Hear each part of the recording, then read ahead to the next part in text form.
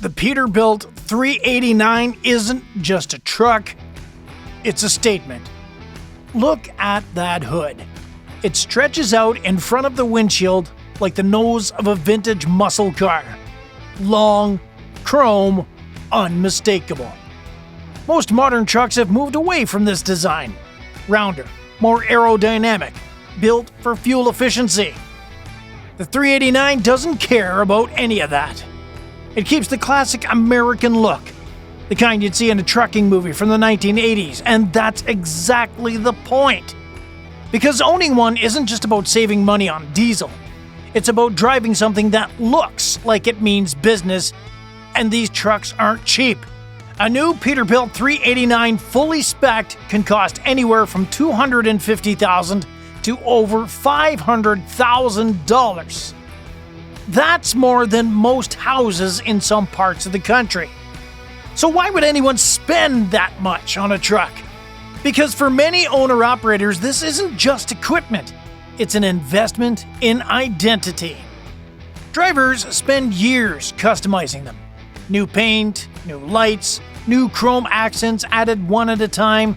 It's like upgrading a house room by room. Some trucks stay with the same driver for over a decade. Slowly transformed, slowly perfected.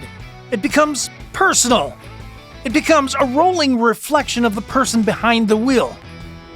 But here's the thing. None of that, the chrome, the price tag, the long hood, explains why drivers actually enjoy sleeping inside one. Because behind that classic exterior is a space most people have never seen. And it's nothing like you'd expect. Open that door behind the driver's seat and the truck changes completely. It isn't a bunk, it's a room. The biggest sleeper Peterbilt offers stretches 78 inches wide. Some drivers opt for the 72-inch version instead. Either way, it's more space than most people expect to find behind the windshield. There's a real mattress, not a thin pad. A proper mattress, the kind you'd actually choose for your own bedroom. Cabinets line the walls, built-in storage holds clothes, food, tools, personal items, everything a driver needs for weeks on the road. Some trucks even have a small closet, a place to hang a jacket, a uniform, a shirt for tomorrow. Curtains separate the sleeper from the front seats. Close them, and the cab disappears. What's left feels like its own private room. And there's lighting too. Soft, adjustable, nothing like the harsh overhead glare you'd expect from a work vehicle. And climate control keeps it livable, whether it's freezing outside or well over 100 degrees. So what does all this actually compare to? Think of a pickup truck camper, those slide-in units people use for road trips. Now, make it sturdier, better insulated, built to last for years, not just a weekend. Or think of a hotel room, except this one never changes.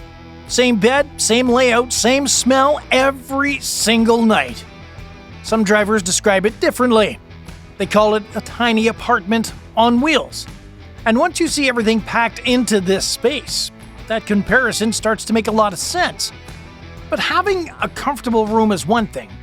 Actually living in it every single night, thousands of miles from home, is something else entirely.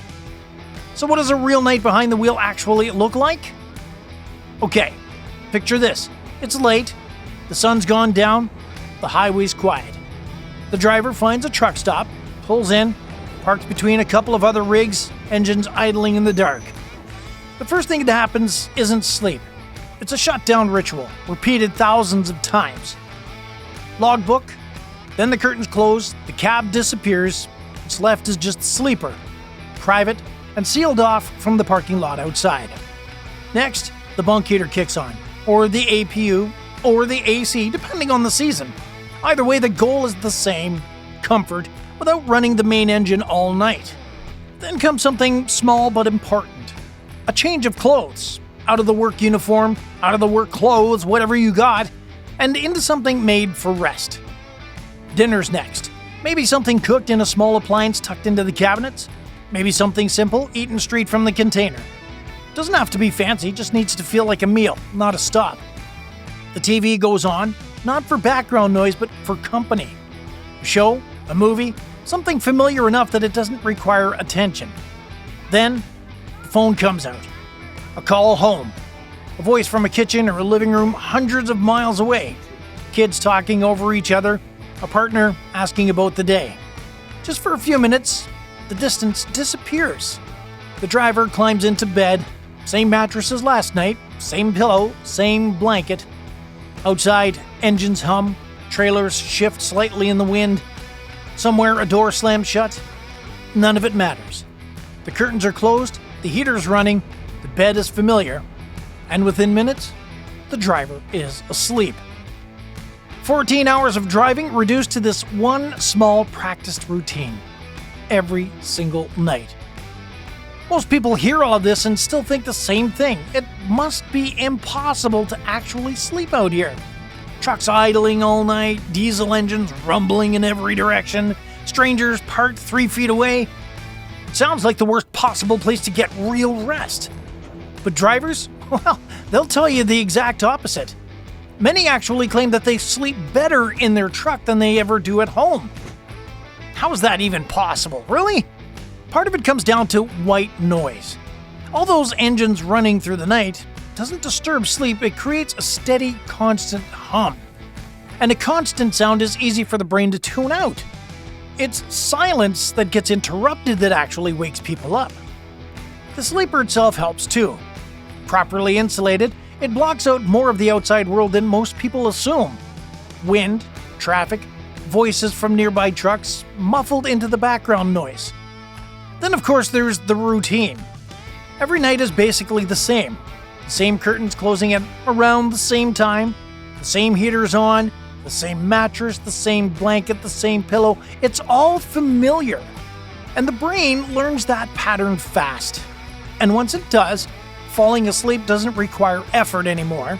It becomes automatic. Now let's compare that to a hotel room. A new bed every night, an unfamiliar smell, a different pillow, a check-in counter, key cards, packing and unpacking a suitcase, over and over and over. Drivers, well, they skip all of that entirely. No check-in line, no unfamiliar mattress, no guessing what the room will look like this time.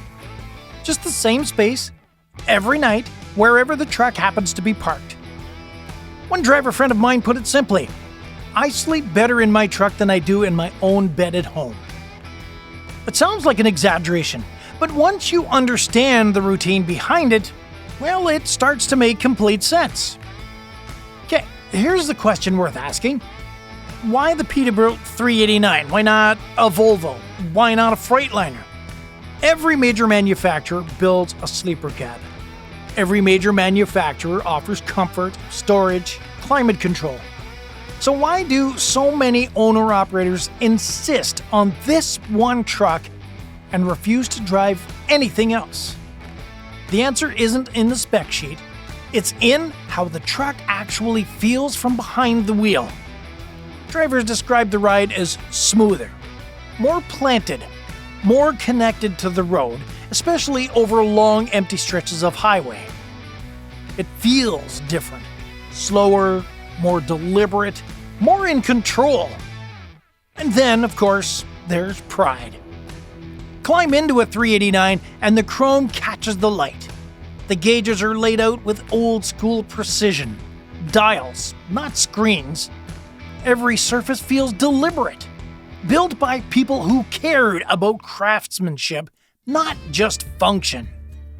For many drivers, sitting behind that wheel connects them to something bigger. Decades of American trucking history. A tradition that predates GPS, predates automatic transmissions, predates most of what modern trucks now consider standard. Driving one isn't just a job. It's a statement about what kind of driver you are. If you ask an owner-operator why they chose the 389, and the answer rarely stops at specs or price, it becomes personal. The truck doesn't just move freight. The truck feels like it's theirs. Step back for a moment and something becomes crystal clear. This truck isn't just transportation. For many drivers, it's a bedroom, it's an office, it's a living room, it's a kitchen. It's a second home, one that just happens to move at 65 miles an hour.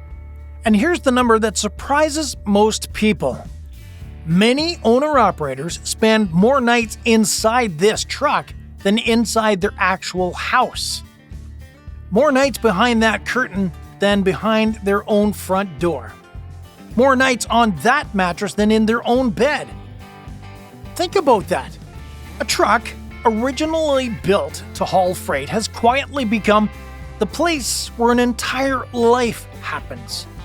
Meals, rest, phone calls with family, entire seasons spent inside 78 inches of space. Not because drivers have no other choice, but because somewhere along the way, this space stopped being temporary. It became home.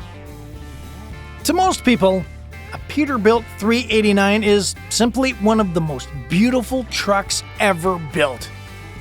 Long hood, classic lines, chrome that catches the light on any interstate in America.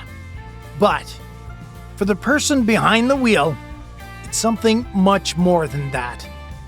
It's where they finish a 14-hour day, where they close the curtains, cook dinner, watch a movie, call their kids, where they climb into the same bed night after night, hundreds of miles away from home, and somehow, in a space no bigger than a small bedroom or a large closet for that matter, they sleep better than they do anywhere else. So the next time you see one of these trucks rolling down the highway, look a little closer. Because behind that windshield, behind all that chrome, behind that big steering wheel, someone probably calls that truck home. Hey, if you're a driver, does your truck feel like a second home? Tell us what your own setup looks like in the comments. And if you've never driven a truck, what surprised you the most about life inside a Peterbilt 389? Thanks for watching. If you enjoyed this, hit like and subscribe for more stories like this one. I'll see you down the road.